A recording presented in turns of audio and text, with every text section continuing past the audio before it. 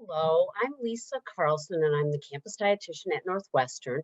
And we have a special guest for this presentation. And our special guest is Alyssa Reeves.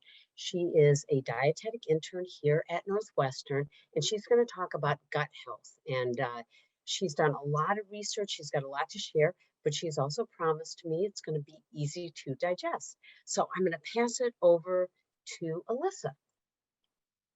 Hi, everyone. Thank you for that, Lisa. Like she said, my name is Alyssa, and today I'll be presenting on Listen to Your Gut.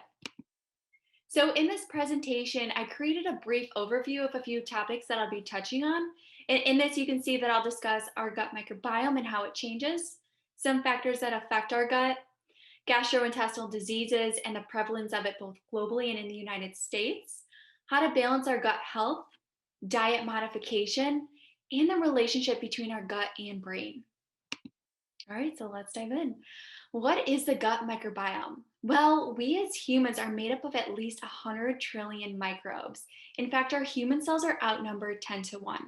And these microbes that I'm referring to are made up of genetic material like bacteria, fungi, and viruses that live in our intestinal tract. Now, something that I do want to point out is that we all have this uniquely made up network of microbes that are determined by our DNA. And we're exposed to these microbes through microbial colonization, which happens at birth and through breast milk. But something also interesting that I want to point out is that by the age of 3, majority of our microbiome is fully developed. Although as we age, our microbiome also changes. But besides just age, there are so many other factors that affect our gut, like stress, our diet, and even the environment. Our bodies are well equipped to handle stress, but the effect stress has on our gut can depend on the length of time. So, for example, short term stress can cause us to lose our appetite, which may interfere with digestion and the rate of absorption. But also, long term stress can trigger those gastrointestinal issues like constipation, diarrhea, and even indigestion. The types of food that we consume have that significant impact on our gut microbiota. What we eat, especially the foods that contain those chemical additives and ultra processed foods, do affect our gut environment and increase our risk for those digestive diseases. Now, I mentioned ultra processed foods, and those contain those added ingredients like salt, sugar, and even fat additives, as well as preservatives. And these can often be found in packaged soups, chicken nuggets, fries, and so many other things. But something also that I do want to point out is whey protein, because whey protein has been associated with these side effects that are related to digestion. Many people may experience bloating, gas, stomach cramps, or even diarrhea. But this isn't to say that this could be related to lactose intolerance, since lactose is the main carbohydrate found in whey. Now I also want to talk about environment because also where we get our food and how it grows is so important for our gut. The role of the environment can also alter our gut microbiota and has been linked to urbanization. Ideally, our living conditions like increased sanitation despite the pandemic, antibiotic use, separation from the outdoors, and poor land management can also interfere with our gut health. But as I mentioned before, we are exposed to that bad bacteria and even good bacteria during birth. And that's been shown through research that C section specifically has been linked to a change in colonization patterns, which lowers our total gut microbiota diversity and often may lead to the development of those food allergies and possibly asthma. Now, before I begin diving into those gastrointestinal diseases, I do first want to talk about this statistic and the prevalence of those digestive diseases. Now, if you experience any digestive issues like bloating, constipation, diarrhea, heartburn, even nausea or vomiting, or even pain in your lower abdomen, you're not alone. 70 million, and let me repeat this, 70 million Americans suffer from digestive diseases. And this is 1 in 5 people. Now, you might be thinking, well, what are these gastrointestinal diseases? Well, for one, the gastrointestinal tract is comprised of a range of digestive organs, which includes our mouth, our esophagus, our stomach, small and large intestine, our rectum, and our anus. The gastrointestinal diseases can be any health problem that occurs within our digestive tract, and this can be range from both mild to severe.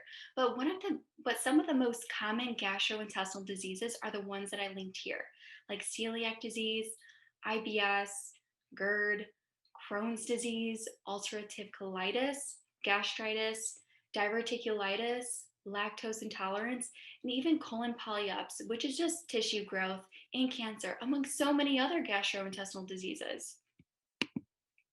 And I also want to point out this statistic too, that 65% of the world is unable to digest lactose. This is a huge part of our population. And I'm not just saying this because it only affects lactose intolerant people, but you can develop lactose at any age, just like any other disease. And I want to share a quick story about myself too, that in fact, when I was 4 weeks old, my parents had taken me to the doctor's office and they were told that I had lactose intolerant. So they had to switch my formula to a hypoallergenic one specifically. But as I grew older, I outgrew it. But this isn't to say that this happens with everyone, because I want to say it was around my freshman year of college when I started to realize that I was having these GI issues whenever I would consume foods that were lactose containing. But this can be a number of factors like the environment, being further away from home, or stressed from the amount of homework that I had, or making friends and creating those relationships. But there are so many factors that could have caused this. Now, I know most people don't like talking about their GI issues, but believe it or not, they are fairly common, as you've seen in the few statistics that I showed earlier. But I do want to point out, common does not mean normal. If you are experiencing any chronic symptoms or any of the few symptoms that I stated earlier, I strongly suggest that you see your primary physician or a gastroenterologist, because a gastroenterologist will help you receive that right diagnosis and treatment, since they focus on your gastrointestinal tract. Now that I've talked about so many ways that affect our gut, let's talk about ways that we can help balance our gut. Now, everyone knows that exercise is great for fitness and emotional well being, but it also plays an important role in keeping our digestive system healthy. Now, we can start by exercising regularly and moving our body around, which will help to keep our bowel movements regular, which is something we all should be doing. But exercising also helps to increase our blood flow to all our muscles and keeps our muscles and our digestive system moving. It also is a great way to reduce stress. And this also leads me into my second point here, reducing stress. So, by decreasing our stress levels and learning effective stress management techniques might be beneficial to our disease outlook, or even decrease our severity of our gastrointestinal symptoms. Some suggestions that I do have for you are focusing on your breathing. Learning how to breathe more slowly and deeply from your abdomen may help to relax your body. But also taking a break, setting aside your homework, because we all know how stressful school can be, or even putting down your phone may help to relieve the stress, um, reduce our stress that we often have. But another great tip that I have for you is having a good belly laugh. This is one of my favorite tips, actually. Having a good belly laugh is a natural stress reliever and can help lower our blood pressure. Having all these stressors and not properly managing them can keep us up at night. And this also leads me into my third point here, getting enough sleep. So we all should try to aim for that 7 to 8 hours of consistent sleep each night. Staying in a routine and waking up and going to bed at the same time will help to not only improve our overall sleep quality, but our gut health. Another great way that we can help to balance our gut is by feeding it properly. Now, when it comes to improving our gut, it is strongly encouraged to consume foods higher in fiber, as they help to keep our digestive tract flowing. Now, try to eat those fruits and vegetables during each meal. That variety of fruits and vegetables, whole grains, and even nuts can provide that healthy mix of fibers and nutrients during each meal. A GI expert even suggested that eating at least 20 to 30 grams of fiber each day can help to relieve that constipation. And an added benefit of eating fiber is that the more you eat, the fuller you feel and the less room that you'll have for that unhealthy food options. But I also want to point out that a lot of high fiber containing foods like those vegetables, fruits, and even whole grains are good sources of prebiotics. Some great examples include oats, mushrooms, asparagus, garlic, and even onions. Prebiotics are good for that good gut probiotic, which are important for that good gut health balance. And now I want to point out too that probiotics are a combination of that live bacteria in our live beneficial bacteria that live naturally inside our gut. This bacteria helps to fight off bad bacteria when we have too much of it. And you can increase the amount of good microbes through food, drinks, and even supplements. Some fermented foods in particular are like yogurt, pickled vegetables, or drinks like kefir and kombucha are good um, ideas too. And I also want to point out that I know that you've all heard of drink plenty of water. And this is so true because the more fiber that you add to your diet, you should be drinking plenty of water just to prevent that constipation from occurring. And it's typically recommended to consume that 8 cups of water per day. All right. Now, another beneficial key point that I want to point out here to maybe help to relieve your gastrointestinal symptoms, specifically those with IBS, would be adhering to the slow FODMAP diet. And I don't necessarily like using the term diet here, but avoiding certain foods or using them in an elimination process may help to identify your food sensitivities. Now, the low FODMAP diet stands for fermentable oligio di monosaccharides and polyols consists of certain types of carbohydrates that are thought to trigger those GI symptoms. And I included an image to your right hand side of what foods are suitable and should be eliminated on the low FODMAP diet. And I want to also mention that the low FODMAP diet was conceived, I want to say about 10 years ago or so, by Australian researchers who believed that the elimination diet was the most effective for treating the IBS related symptoms. Now, an article that I found stated that 76% of IBS patients following this diet reported improvement in their symptoms. And obviously, this doesn't happen with everyone, but it may be something that may help you if you are someone that does experience those GI issues. And I also want to point out that at the bottom of this PowerPoint, I did include a link from the American College of Gastroenterology. And you can access this if you have any questions related to the low FODMAP diet, what it is, what foods you can and cannot eat, just in general, any questions. But if you also have any other questions, contact your campus dietitian. And also, if you are going to adhere to the low FODMAP diet, you should do it under care of your primary physician. Now, sorbitol. And this kind of feeds me into my last discussion of the FODMAP diet because sorbitol is a type of carbohydrate called a sugar alcohol or polyol, which is widely used as a replacement for corn syrups. Now, sorbitol is naturally found occurring in berries, also other fruits like apples, apricots, avocados, peaches, and even plums. But something that you might not even think about is chewing gum. In fact, doctors from Germany pointed out an issue warning that consuming too much sorbitol, which is used in sugar-free chewing gum, hard candies, or even frozen desserts, are associated with those gastrointestinal issues like gas, bloating, and even diarrhea. Now, why is gut health so important? Well, a healthy gut means that you have that healthy balance of good bacteria in your gastrointestinal tract.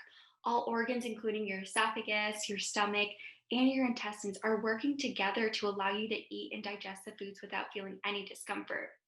Now, when you have that happy medium, your gut is able to obtain energy from the foods you eat, ward off infectious agents like bacteria, viruses, and even fungi, and get rid of those toxins that can destroy our gut. But most importantly, a healthy gut can communicate with our brain through our nerves and hormones. And something that I also want to mention is that 95% of our serotonin levels are produced by our gut. And I'm not sure if you don't know what serotonin is, but serotonin is a key hormone that stabilizes our mood, feelings, and happiness. When we experience changes in our gut, we also experience changes in our serotonin levels. Now, I want you to ask yourself this. Have you or anyone else said any of these three things? I have butterflies in my stomach. Just go with your gut. Or I feel sick to my stomach. Well, there's a reason why we all say this. Now, our gut and brain are interconnected. This interconnection between our microbiota and our gut brain axis receives signals from our gut to our brain and from our brain to our gut. Now, the enteric nervous system, which extends from our esophagus to our rectum, is given this term known as the second brain, just because it relies on the same amount of neurons and neurotransmitters that are found in our central nervous system. Now, it's given this term because the gut communicates with the brain and vice versa.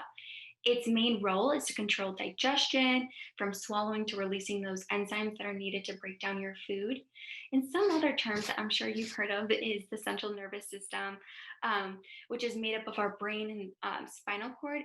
Is often found through research now that researchers are suggesting that our gastrointestinal system, sorry about that, is sending signals from our central nervous system to our gut, which triggers these mood changes, which can be influenced by stress. Now, we all know how stressful school can be, and when we're under a lot of stress, this can affect our gut. But this isn't also to say that, giving those presentations or doing something out of your comfort level or exercising too much can't stress your body. But when we're under a lot of stress, we can often eat too much or we can eat too little, which does affect our digestion and what nutrients are absorbed. Now, if you feel any sort of stress, you may experience bloating, feel nauseated, or experience discomfort in your stomach. Now, additional stress may specifically affect those with chronic bowel disorders like IBS and IBD. Now, let me tell you one thing. If it isn't something that you haven't yet learned from this presentation, please take note and listen to your gut. I can promise you that your gut is trying to tell you something, as if it's like your own inner voice, which we all know can be daunting at times. But trust your gut. Your intuition, your immediate feeling to something is telling you that you should avoid a very unhealthy situation.